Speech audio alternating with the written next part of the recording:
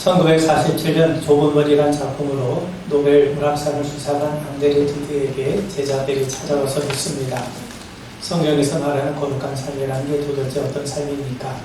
그래서 그가 대답하기를 신앙의 삶이란 자신에 대해서 더 이상 흥미를 갖지 않은 거다.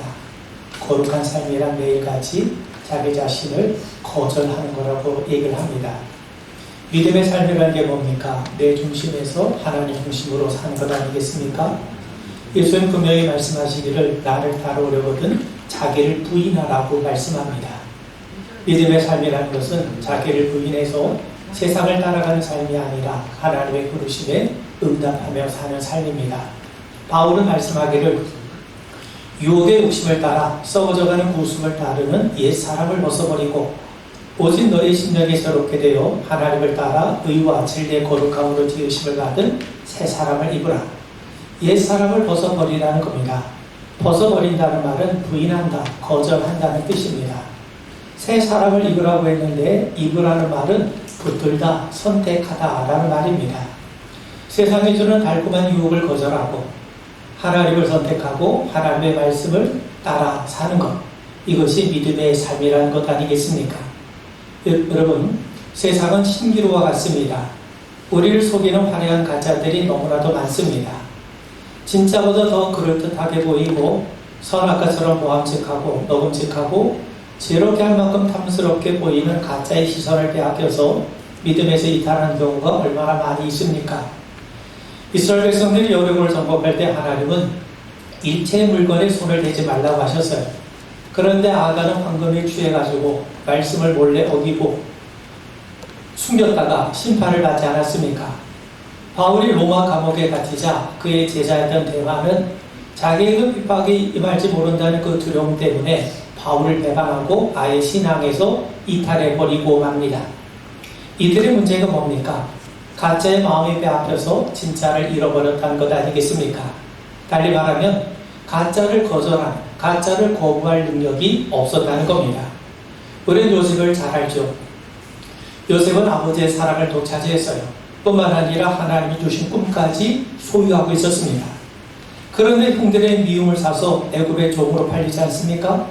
그런데도 그는 현실에 굴복하지 않고 성실했습니다. 그가 얼마나 성실했으면 주인의 마음에 들어서 집안 살림을 맡는 책임자가 되었겠습니까? 그런데 이제 주인의 아내가 문제였습니다. 그녀는 용모가 준수하고 성실한 요셉에게 흑심을 품었어요. 여러분 생각해보세요. 낯선 타향에서 외롭게 살아가는 자신에게 따뜻한 말과 몸짓으로 사랑해주는 그 보디발의 아내는 얼마나 고마운 손길이었겠습니까? 종인 주제에 당연히 주인의 말을 따르고 복종에 마땅하지 않겠습니까? 그런데 요셉이 어떻게 반응했습니까? 창세기 39장 8절에 보면 요셉이 거절했다고 말씀합니다. 요셉은 거절했어요. 보디발 아내의 청을 거절함으로써 하나님 앞에 범죄하지 않는 그 신앙의 순결함을 선택했던 거죠. 여러분, 요셉의 위대함이 여기 있습니다. 그가 이방인 노예였음에도 불구하고 애굽의 총리가 되었다는 것이 요셉의 진정한 위대함이 아닙니다.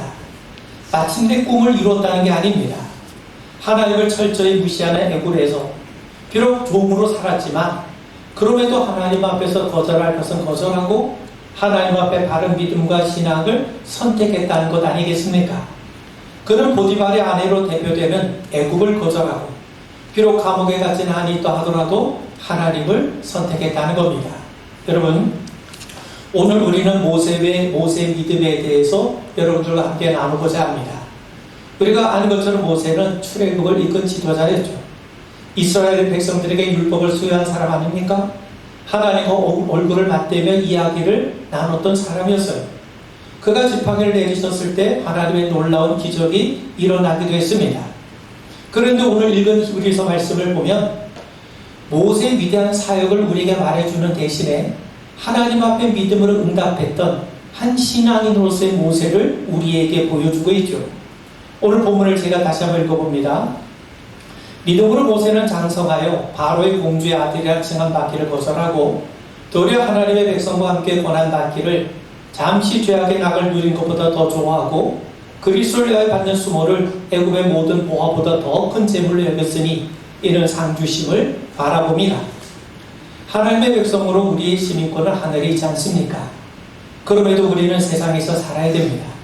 세상에서 국민으로, 시민으로 살아야 되고 동시에 하나님의 백성으로도 살아야 되는 이중적인 과제가 우리에게 안겨 있습니다.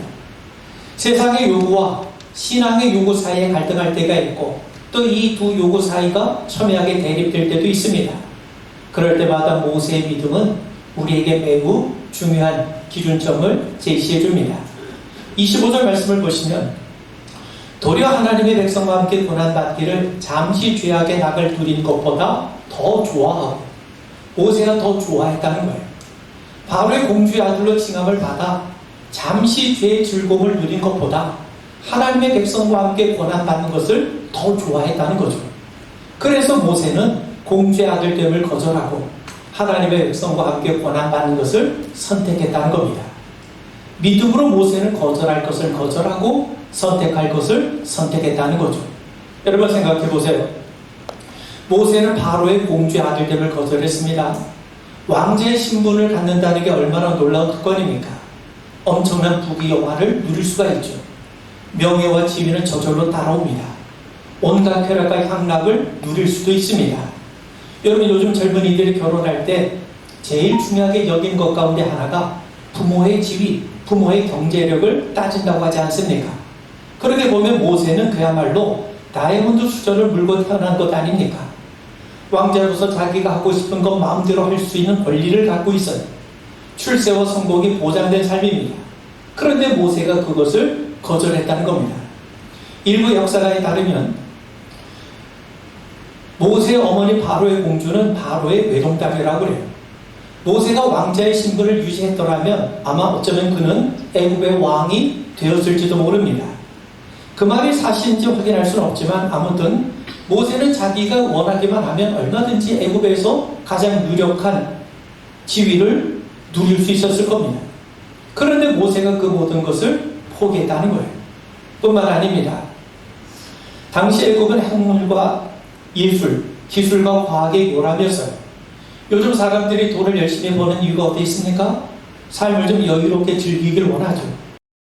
여행도 하고 사람도 만나고 또 취미나 여가를 통해서 삶의 즐거움과 새로운 활력을 얻기 위함 아닙니까? 모세는 왕자로서 당연히 누릴 수 있는 그런 권리까지도 포기했다는 겁니다. 모세는 애굽의 모든 영화와 권력을 거부하고 하나님의 백성과 함께 고난받는 것을 선택했다는 거죠. 여러분 생각해 보세요. 당시 이스라엘은 애굽의 노예였어요. 나라도 땅도 없는 민족이었습니다. 그러니까 모세가 하나님의 백성의 고난을 선택했다는 것은 스스로 종의 길, 스스로 고난의 길을 선택했다는 것 아닙니까? 그렇다면 모세가 그런 선택을 한 이유가 어디에 있습니까? 머리가 나빠서 그런 선택을 한 겁니까? 아니면 뭔가 세상 물정을 몰라서 쑥맥이었기 때문에 그런 선택을 한 겁니까? 아니면 순간에 객기를 부린 겁니까? 절대로 그렇지 않습니다. 모세는 어릴 적부터 왕자의 신분으로 자랐고 왕궁에서 애굽의 모든 학문을 배웠습니다. 그는 지혜와 말에 아주 능통한 사람이었어요. 사도행전 7장 22절에 보면 모세가 애굽 사람의 모든 지혜를 배워 그의 말과 하는 일들이 능하더라고 기록하고 있지 않습니까? 그렇게 보면 모세는 아주 똑똑한 사람이었던 겁니다. 그렇다고 모세가 너무 종교적인 사람이라 인생을 즐길 줄도 모르고 놀 줄도 모른 그런 숙맥 같은 사람이었단 말입니까? 절대로 그렇지 않습니다. 여러분, 우리 예수 믿는 사람이라고 해서 매일 성경만 보고 기도만 하는 것은 아닙니다. 성도들도 얼마든지 폭삭소가수다 같은 드라마도 볼 수 있고 여행도 갈 수 있고 좋은 자동차도 탈 수 있고 맛난 음식을 먹을 수 있어요. 사람들과 만나서 유쾌하고 즐거운 시간도 보낼 수 있지 않겠습니까? 모세도 당시 사람들이 좋아하는 것을 좋아하고 즐길 줄 아는 사람이었어요. 그런데 모세는 당시 사람들이 좋아하는 것을 거절하고 오히려 사람들이 싫어하는 것을 선택했다는 겁니다. 왜 그렇습니까? 성경은 우리에게 말씀하기를 그것이 잠시 누리는 죄의 즐거움임을 모세가 알았기 때문이라고 우리에게 말씀합니다. 그래서 모세는 잠시 죄의 낙을 누리는 것보다 하나님의 백성으로서의 고난을 선택했다는 겁니다. 여러분, 애국 왕궁에서 살고 내가 좋은 음식 먹는 게 죄가 아닙니다. 우리가 집을 예쁘게 단장하고 또 때로 골프도 치고 운동도 하고 또 커피를 마시면 유튜브도 시청하는 게 죄라는 말입니까? 그렇지 않습니다. 그런데 우리가 염두에 둬야 될 것은 뭐냐? 우리가 하나님을 알지 못한 상태에서, 우리가 그리스도 예수를 통해 구원받지 못한 상태에서 아무리 세상의 낙을 누린들 어찌 그것이 우리에게 참된 복된 일이 될 수 있겠냐는 겁니다. 모세가 우리에게 보여준 것이 바로 그겁니다. 여러분, 만약 모세가 애굽의 왕자로서 자신의 신분과 지위를 누리면 누릴수록 그는 점점 하나님에게서 멀어지게 될 겁니다. 자신이 애굽의 왕자라는 정체성을 굳히면 굳힐수록 그는 자신이 이스라엘 백성이라는 사실을 거부하게 될 것이고, 더 나아가서 하나님까지도 거부하는 자리에 이르게 된다는 겁니다. 그래서 하나님이 그를 찾아오신 것 아닙니까? 그래서 하나님께서 그를 부르신 것 아닙니까? 하나님이 그를 찾아오셨고 하나님께서 그를 부르신 것은 모세에게 네가 애굽 사람이 아니다. 네가 비록 애굽의 공주의 아들이긴 하지만 너는 애굽 사람이 아니라 너는 이스라엘 백성이고 너는 당연히 하나님의 백성으로 살아야 한다는 것을 하나님이 그에게 가르쳐 주셨고, 그걸 하나님이 원하셨기 때문인 거예요. 여러분, 세상의 눈으로 보면 모세가 공주의 아들로 온갖 부귀 영화를 누리며 사는 것은 아무 문제가 되지 않아요. 그런데 하나님 앞에서는 죄가 됩니다. 왜요? 애굽에 푹 빠져들어가면 들어갈수록 그는 하나님을 거부하게 될 것이고 결국 하나님께로 돌아올 수 없기 때문에 그렇습니다. 여러분, 대통령은 제멋대로 하면 안 되죠. 왜요?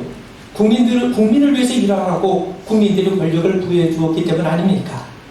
그래서 대통령이 자기 본분을 망각하고 자기 멋대로 하면 국민 안에 아주 심각한 위협이 될 수가 있어요. 마찬가지입니다. 우리가 하나님을 알지 못하면, 우리가 하나님의 부르심을 거부하면 아무리 우리가 멋지고 근사한 삶을 살더라도 하나님 앞에 죄를 짓고 사는 거예요. 세상에선 즐거움을 누릴 수 있을지 모르지만 결국 잠시 누리는 죄의 즐거움이 될 뿐이라는 겁니다. 그래서 모세는 애굽의 왕자로 사는 것을 거절했습니다. 자신은 하나님의 백성임을 깨닫고 하나님의 백성답게 사는 것을 선택했다는 거예요. 어떻게 그걸 했습니까? 그는 믿음으로 거절했고 믿음으로 선택을 한 겁니다. 여러분, 믿음이라는 게 뭡니까? 하나님 없는 세상에서 일시적인 낙을 거부하고 영원하신 하나님을 선택하는 것 아니겠습니까? 더 정확히 말하면 내가 하나님을 선택하는 것이 아니라 하나님의 부르심에 내가 응답하며 사는 거예요. 모세가 하나님을 찾은 것이 아니라 하나님이 모세를 부르셨고 그 부르심 앞에 모세는 응답하지 않았습니까? 그러기 위해서 여러분, 하나님의 백성으로서 하나님의 부르심에 따라 거부할 건 거부하고 선택할 건 선택하는 것, 여러분, 이게 뭐예요? 이게 바로 믿음이라는 거예요. 세상에는 우리가 좋아하는 것들이 넘쳐나요. 그런데 우리가 알아야 될 것은 세상은 일시적인 장소라는 것 아닙니까? 우리가 영원히 거할 장소가 되지 못합니다. 예수님 우리에게 분명히 말씀하세요. 요한복음 15장에 보시면 우리는 세상에 속한 자가 아니라는 겁니다. 예수님이 우리를 선택해 주셨기 때문에 오히려 세상이 우리를 미워하고 있다는 것 아니겠습니까? 세상은 끊임없이 우리를 유혹합니다. 세상에 내미는 유혹과 타협의 손길에 많은 성도들조차 넘어지고 있는 실정 아닙니까? 우리가 한 손으로는 하나님을 잡고 또 한 손으로는 세상을 잡고 살아가요. 교회 안에서는 하나님의 편에 서는데 교회 밖에 나서는 순간 세상의 편에 서게 됩니다. 그래서 교회 밖에서는 불신자와 전혀 다를 바 없는 삶을 살고 있는 게 바로 우리들의 실정이요, 우리들의 고민 아니겠습니까? 여러분, 사냥꾼이 원숭이를 잡으려면 겨우 손이 들어갈 만큼 입구는 좁지만 밑은 넓은 유리병을 준비한다고 그래요. 그리고 병을 줄로 단단히 나무에 고정을 시킵니다. 그리고 병 안에는 반짝이는 구슬을 넣어둡니다. 그럼 원숭이가 그 구슬이 신기해서 병에 손을 넣어서 구슬을 잡아요. 그런데 일단 구슬을 잡으면 주먹을 쥐는 것이기 때문에 손이 커져서 병에서 빠질 수가 없다는 거죠. 구슬을 놓으면 되는데 그 구슬을 놓고 싶지 않은 거예요. 놓을 수가 없는 거예요. 그래서 손이 빠지지 않다 보니까 결국 원숭이는 쉽게 사냥꾼에게 잡힌다는 것 아닙니까? 우리도 마찬가지입니다. 우리가 하나님 앞에서 거절할 것은 거절하지 못하면, 뿌리칠 것을 뿌리치지 못하면 우리도 그렇게 됩니다. 더 정확히 말씀을 드리면 우리가 거절하지 못하면 오히려 하나님에게서 거절당할 수 있음을 우리가 분명하게 경각심을 가져야 됩니다. 그래서 결단해야 됩니다. 그렇다고 세상의 모든 것을 다 포기하라는 말이 절대로 아닙니다. 우리가 살아가면서 마주하는 그 어떤 것도, 그것이 아무리 세상적으로 귀하고 소중한 것이라 할지라도 결코 하나님을 대신할 수 없다는 거예요. 그래서 여호수아는 우리에게 이렇게 말씀하죠. 너희가 섬길 자를 오를 택하라. 오직 나와 내 집은 여호와를 섬기겠노라. 예수님은 우리에게 말씀하시기를 한 사람이 두 주인을 섬기지 못할 것이니 너희가 하나님과 재물을 겸하여 섬길 수 없느니라. 그런즉 너희는 먼저 그 나라와 그 의를 구하라. 그리하면 이 모든 것을 너희에게 더하시리라. 여러분, 우리가 하나님을 거부하고 세상을 붙들면요, 그 세상도 결국 잃어버리게 됩니다. 그러나 우리가 하나님을 붙들면 세상을 잃어버린 것 같지만 오히려 하나님이 우리에게 세상을 쥐어주십니다. 여러분, 이 믿음을 우리 모두가 분명하게 갖게 되길 바랍니다. 여러분, 생각해 보세요. 모세가 왕자의 지위를 버린 게 쉬웠겠습니까? 그렇지 않아요. 공주는 모세를 건져준 생명의 은인이잖아요. 자신을 키워줬어요. 그런 공주와 단절한다는 게 말처럼 쉽습니까? 절대로 그렇지 않아요. 그런데 모세는 믿음으로 선택했습니다. 믿음만이 모세로 하여금 하나님의 백성으로 가야 할 길을 걷게 했던 겁니다. 여러분, 믿음은 뭡니까? 결단하는 겁니다. 거절할 것은 거절하고 선택할 것은 선택한 겁니다. 그런데 우리가 선택을 어떻게 합니까? 덮어놓고 선택합니까? 그렇지 않죠. 선택을 하려면 이 양자 중에 어느 것이 내게 좋은지를 분별할 수 있는 지혜가 필요해요. 모세가 그렇게 결단할 수 있었던 것은 분별력이 있었기 때문에 그렇습니다.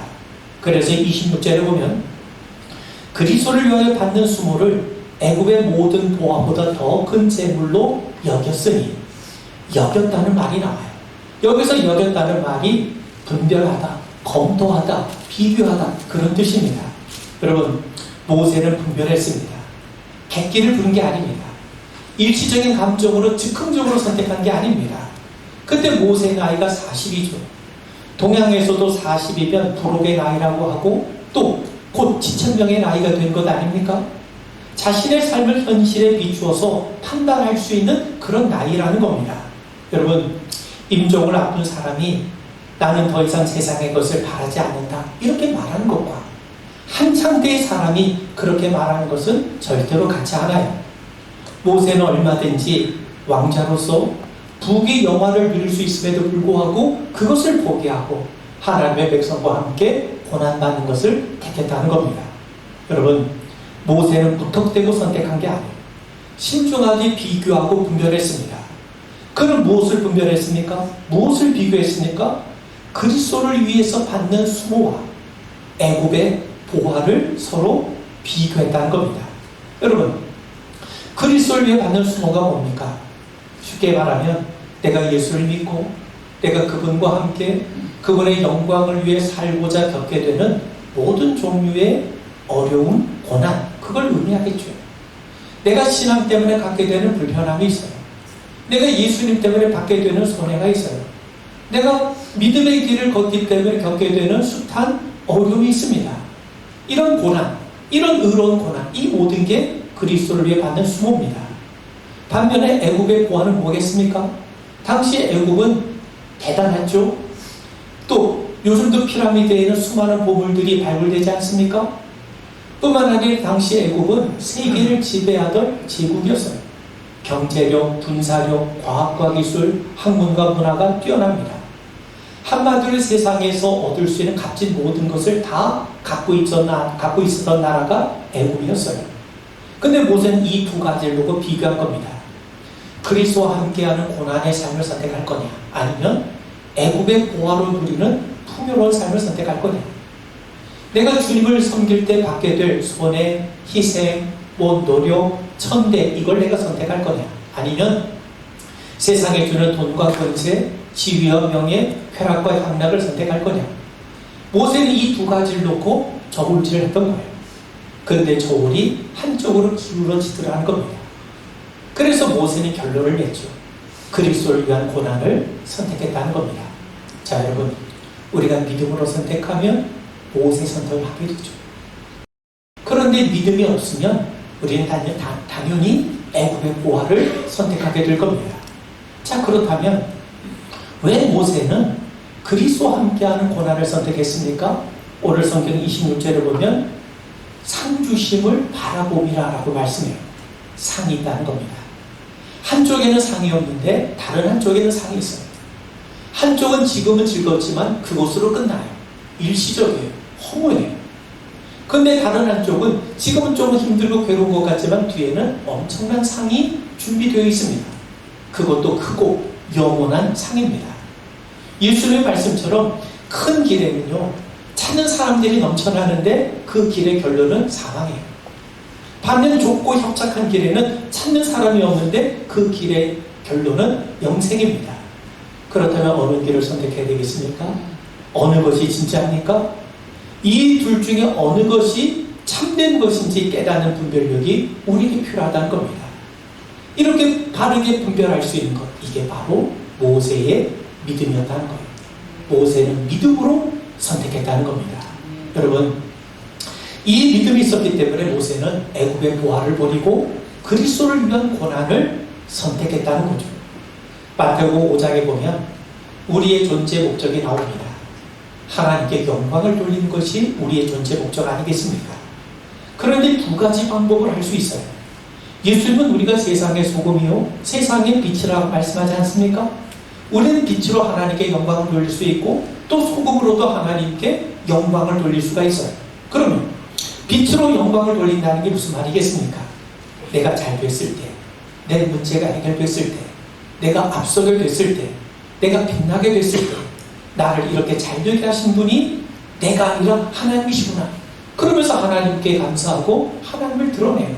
이게 빛으로 하나님 앞에 영광을 돌리는 겁니다. 반면에 소금으로도 우리가 영광을 돌릴 수가 있는데 소금은 다 녹아 들어가지 않습니까?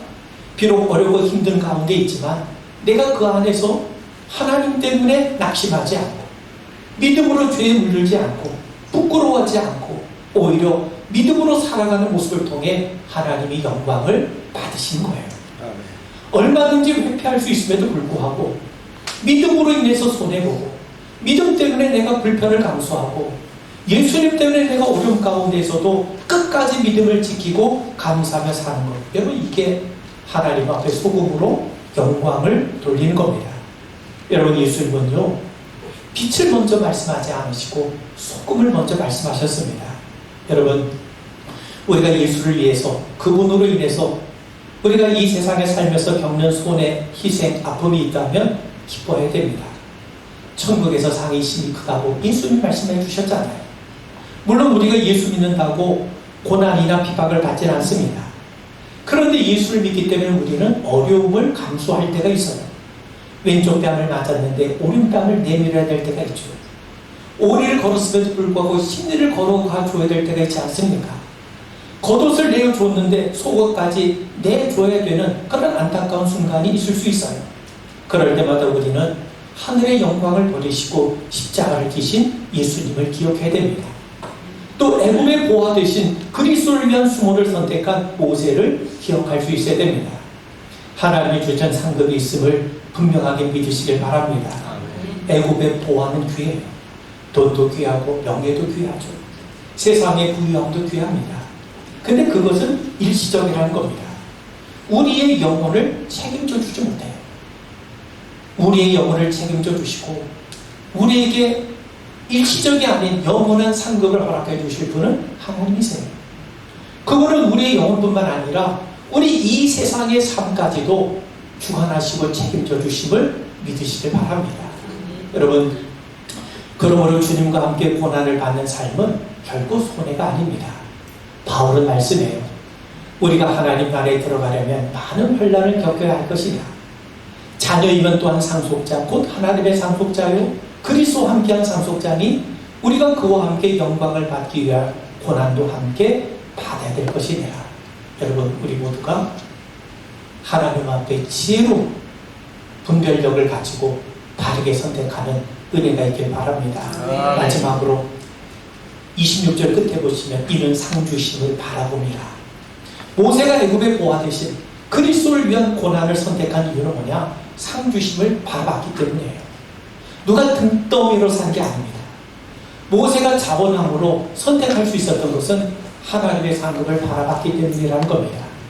히브리서 11장 6절은 아주 중요한 말씀이죠. 믿음이 없이는 하나님을 기쁘시게 하지 못하나니 하나님께 나아가는 자는 반드시 그가 계신 것과 또한 그가 자기를 찾는 자에게 상 주시는 분이심을 믿어야 한다고 말씀하잖아요. 믿음은 뭡니까? 바라보는 거예요. 하나님 바라보는 겁니다. 그분이 우리에게 주시는 상급을 바라보는 겁니다. 여러분, 애리조나 사막을 가로지르는 대륙 횡단 열차 안에 사람들이 아주 힘겹게 타고 가고 있습니다. 뜨거운 사막의 열기로 장시간 지루한 여행을 하니 얼마나 승객들이 지쳤겠습니까? 여기저기서 짜증스러운 불평의 소리가 나죠. 그런데 유독 한 소년만이 싱글벙글 웃으면서 콧노래를 부르고 있다는 겁니다. 지나가던 아줌마가 아주 신기해가지고 소년에게 물어요. 너는 이 여행이 지루하지 않니? 뭐가 좋아서 그렇게 싱글벙글하고 웃고 있니? 그저 소년이 대답합니다. 예, 저도 여행이 아주 힘들어요. 지루해요. 그런데 이 열차의 종착역에는 저를 반겨줄 우리 아버지가 기다리고 계세요. 우리 아버지가 많은 선물을 가지고 나를 기다리고 계신다고 약속했어요. 그렇게 얘기를 하더라는 거예요. 여러분, 우리도 그러합니다. 사막과도 같은 인생이지만 우리는 하나님 아버지를 바라보고 그분이 예비해 놓으신 상급을 바라보며 달려갑니다. 하나님의 상급이 있기 때문에 그리스도를 위해 겪는 어려움을 귀하게 여기고 세상의 것을 뿌리치고 하나님의 자녀답게 살아간 것 아닙니까? 아멘. 여러분, 모세는 하나님이 상 주심을 바라봤다고 해요. 바라본다는 건요, 뚫어지게 쳐다본다는 것, 목표를 갖고 집중한다는 의미를 가지고 있습니다. 세상의 것들의 시선을 빼앗기지 않고 하늘의 상급을 바라보며 나아가는 게 그게 신앙이요, 그게 믿음 아니겠습니까? 이것이 바로 모세의 믿음이었어요. 그런 의미에서 모세의 믿음은요, 망원경과 같습니다. 망원경이 없다면 우린 단지 눈에 보이는 이 앞에 부분만 바라보고 이것이 전부인 줄 착각할 겁니다. 망원경이 있음으로 인해서 우리는 멀리 바라볼 수가 있는 겁니다. 여러분, 비록 우리가 예수님으로 인해서 믿음으로 사는 것으로 인해서 때로 어려움이 찾아오기도 하고 때론 시련과 절망에 사로잡힐 때도 있고 폭풍과 경랑 속에 허덕일 때도 있지만 믿음의 망원경으로 있기 때문에 우리는 하나님을 바라볼 수 있고 하나님의 나라를 바라볼 수 있고 그 소망으로 우리는 끝까지 견디며 나아간 것 아닙니까? 여러분, 모세는요, 광야를 걸을 때 얼마나 답답했겠습니까? 광야에 볼 게 뭐가 있습니까? 그럼에도 그는 믿음의 망원경과 같은 믿음의 눈이 있었기 때문에 하나님께서 저 멀리 적과 꿀이 흐르는 땅에서 우리를 인도하시고 또 우리를 기다리는 안식과 평안이 있기 때문에 그는 그걸 바라보면서 광야의 길을 걸어갈 수 있는 것 아니겠습니까?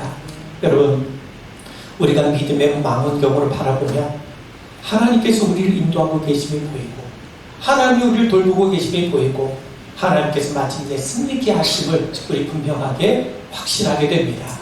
그러므로 믿음은 소망입니다. 하나님이 계시고 또 우리를 위해서 하늘의 상급을 예비해 놓으셨음을 바라보는 것 아니겠습니까? 여러분, 세상의 소망은 언젠가 다 썩어져요. 탄식하게 만듭니다. 허무해집니다. 비참한 신음소리만 납니다. 지금은 즐거운 것 같지만 얼마 지나지 않아 권태감을 느끼게 만들죠. 그래서 셰익스피어는 말하기를 오늘 희망의 잎사귀를 내었다가 내일은 만발하지만 제3일에는 서리가 내리고 그 다음날에는 떨어져 버리는 것, 이게 바로 인생이요, 이게 바로 세상의 소망임을 말해주고 있지 않습니까? 그런데 하나님 주신 소망은 그렇지 않습니다. 하나님이 영원한 하늘나라의 상급을 주세요. 썩지 않은 영원한 멸류관을 허락해 주십니다. 이 소망이 있기 때문에, 이것을 믿음으로 우리가 바라보기 때문에 우린 모세처럼 세상을 거절하고 그리스도를 위해 기꺼이 고난까지도 선택하며 살아갈 수 있는 것 아니겠습니까? 바울은 말씀하죠. 표대를 향하여 그리스도 예수 안에서 하나님이 위에서 부르신 부름의 상을 위하여 달려가노라.